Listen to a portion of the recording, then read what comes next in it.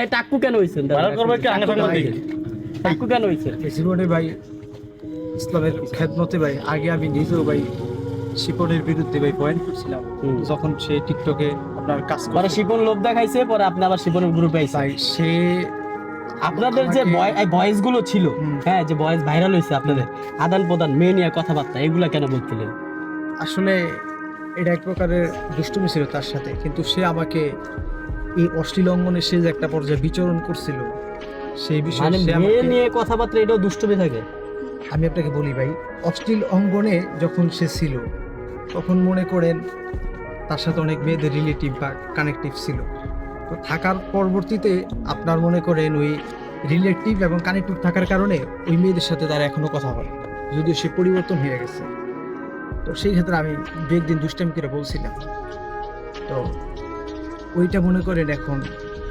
ওই ফেসবুক ইউটিউবে আপনার ভিডিও যে ভাইরাল হয়েছে ভাইরাল হওয়ার পর রাস্তায় বেরোনোর পর আপনার খুব সমস্যা ভাই ভাই টুপিটা ওনার দেন ভাই না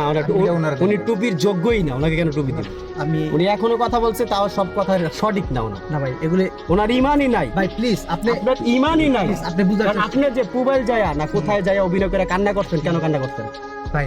আমি আসল কথা আমি আপনাকে বলি, আপনি সেদিন আমি যেদিন ইন্টারভিউ ভাই, নিছি please, please, আমি- সেদিন এই যে প্লিজ প্লিজ করে আপনি গেছেন আপনার